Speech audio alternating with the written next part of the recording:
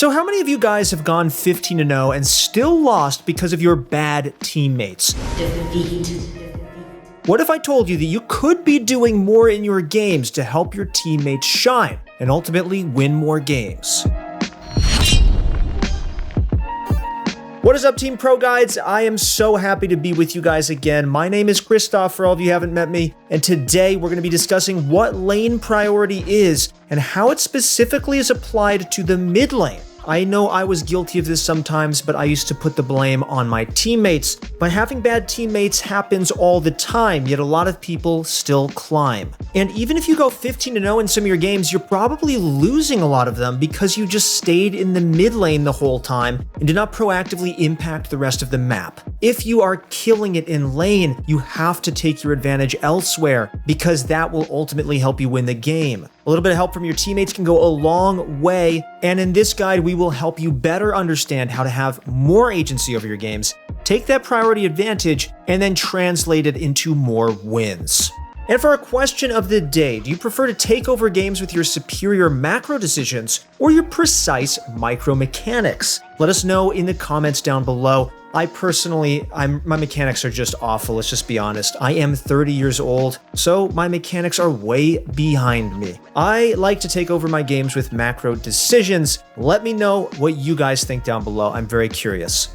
And for all of you guys like me who have bad micro, why don't you come learn superior macro decisions from ProGuides? Come check us out in the App Store or at ProGuides.com and find your challenger coach right now. Whether or not you have good micro won't make much of a difference in your climb, especially if you can double down on your macro decisions. If you're bad in one area, get twice as good in the other area, and you're sure to shine. We have a ton of great stuff like live classes, coaching, courses from Doublelift, and other top pro players. Come check it out. Okay, so what is lane priority exactly? Well, lane priority is a very ambiguous term, but for this video, we will define it as the ability to move out of the lane first without losing substantial gold or XP. To put it differently, lane priority is when you have control over the lane and can go on a fight or an objective quicker than your opponent without losing minions. This is obtained by crashing the wave under the opposing turret. Since mid lane is the center of the map, mid lane priority is extremely important throughout the whole game. Your ability to move before your opponent allows you to establish crucial vision and move to the skirmishes much faster. This concept becomes more prevalent when objectives are coming up or are already up, as you want to prep for the skirmishes. As an example, you could already be killing their entire team because you shoved in the wave mid and rotated first while the opposing mid laner is just stuck there at their turret clearing the last few minions. They can't do anything, whereas you can go and influence the map. Maybe you create a 2v1. That situation is sure to give you guys the advantage, get that kill, help snowball the other lanes, and then it becomes an easy win. But how do you get mid priority in the first place? Is it just shoving in the lane?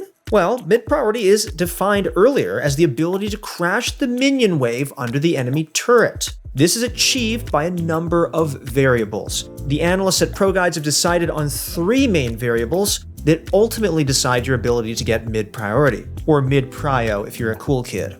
The first variable is how well your champion can clear the wave. Champions that have good wave clear are those that have AoE spells that can hit multiple minions at once. Great examples of these champions are Victor with his laser or Malzahar with his EW combo, and Syndra with her QWE combo. All of these champions have good wave clear, and that allows them to quickly shove in the wave and then impact the rest of the map. The next variable that affects your ability to get mid-prio is how strong your champion is compared to the enemy champion. This can vastly vary on depending how well you play, what level you are, and what items you're sitting on. An example of this is how any ranged champion can perma-shove against Kassadin. Kassadin does not have any reliable wave clear until he has levels and items, so it's extremely difficult for him to obtain mid-prio until later in the game. That's why he's considered a late-game champ and pretty bad in the early game. The last variable we're going to discuss is the amount of knowledge you have on the enemy player's positions. That means looking at the map, guys. This is an important one because if you see the enemy jungler just gank top, you know that the jungler is topside. That means that you can safely shove in the wave, hugging the bot side of the lane. However, if you had no prior information and no vision around your lane, it can be extremely dangerous to try and contest for mid-prio, because the enemy jungler could be waiting for you in the bush, come sneak up right behind you. If you push your wave too far up, he can come and gank you, and that's no good. So make sure to take a look at your map and find out the enemy player's positions. These are generally the three most important factors that should be considered when contesting mid-priority. If you're playing champions like Kassadin or any other champion that needs items and levels to be relevant in the game, it's completely fine to just give up mid-priority. Just make sure you understand that you are giving up early game agency for your mid to late game power spike. That is a factor to keep in mind when picking champions during champ select, as you may want to pick champions that have a lot of early game agency or have the ability to obtain mid-prio when the rest of your team picks champions that need time to scale into the mid and late game. If you choose another champion that takes time to scale, like a Veigar, your team will have a higher chance of getting rolled over in the early game and never reach mid to late game, so that's always a risk. And the reason why is because they don't have mid priority. In matchups where it is extremely close in terms of wave clear, then it all comes down to how well you can dance around dodging skill shots, and then hit the wave as you apply pressure with spells and then just avoid ganks. So what do you do with mid priority? Well, there are several choices that you guys need to make once you actually get mid priority. The first thing is controlling vision. After shoving the wave, you can look to get vision around the map depending on how much time you have until the next wave arrives. The faster you are to shove the wave, the deeper you can establish vision safely and without consequence. Another point to add is that you can also clear enemy vision with pink wards or with a sweeper. Now you can play a lot more aggressively with your newly placed vision, as well as the opposing mid laner needing to respect jungle ganks due to the lack of vision. This helps the team overall, as your jungler has more information to counter jungle or make plays on the map. You also have the ability to roam. With the time that you have, you can look to either roam to side lanes or roam alongside your jungler into the enemy jungle. You can also look to establish vision while looking for roams on the sides of the map. Make sure you don't commit to a roam that does not look like it will net you anything, because you will lose out on XP and gold from the next minion wave. You can simply look for a roam and decide whether or not to commit to it by panning your camera towards the lane you are roaming to. Even if you decide not to commit to a roam, you are creating pressure by leaving the lane and playing in the fog of war. Every time you hide in the fog of war, you are pressuring everybody in the map because they have no idea what you're doing or where you are. This forces the enemy to play safer and back off completely after the spam of missing pings. If they do not respect your roam and the lane that you're roaming to is overextended, well, that's a free kill into a possible dragon or Rift Herald, so the joke's on them. Okay, so now what do you do with mid priority in the mid to late game? Well, it's actually just as important as the early game, if not more important. Mid priority after early game is mostly used to generate information on where the enemies are, as they have to show up on the map in order to clear the minions mid. A simple example is, let's say you're Zoe, trying to secure the next dragon, and you shove mid to wait for the enemy players to show on the wave. As a team, you can now move together into the bot side jungle and establish vision control. Now, as Zoe, you can use your E to bubble any enemy players that try to check the dragon and look for an easy chunk or possible kill.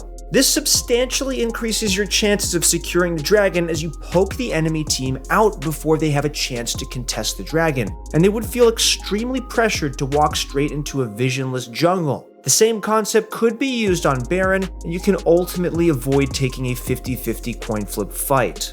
Not only can you use mid-prio to secure objectives, mid-priority can also be used to enable faster rotations to get enemy side jungle vision into taking side lane turrets. Even though this concept applies to all the lanes, mid is the most important lane to keep priority in, as you're given many more opportunities to choose from. From mid, you have the option to rotate to either side of the map and obtain control over that area. It's true that many games are won by killing your opponent over and over, but it is also true that the other two lanes and the jungler can have a substantial effect on the outcome of the game. We've all been there where we've gone 15-0, but then we end up losing because our side laners just completely get destroyed in lane. But you can prevent that from happening if you influence the map. If you tunnel vision on killing your opponent 24/7, you're probably not impacting the map. Establishing mid-priority and spreading your lead to the rest of the map allows the rest of your team to have a better chance of winning their lanes, ultimately increasing your odds at winning the match. Understanding this concept will slowly help you turn into a mid-lane carry that dictates how the game is played out, ultimately win you more games. That's it for the video, guys. Thank you so much for watching. Hope you guys learned something today. Make sure to like, comment, and subscribe, and check out ProGuides for live classes from pros, 24/7 on-demand coaching from challenger players, and for classes curated by pro players such as Doublelift and High. We also have a Discord server, so make sure to join that using the link below. See you guys in the next video.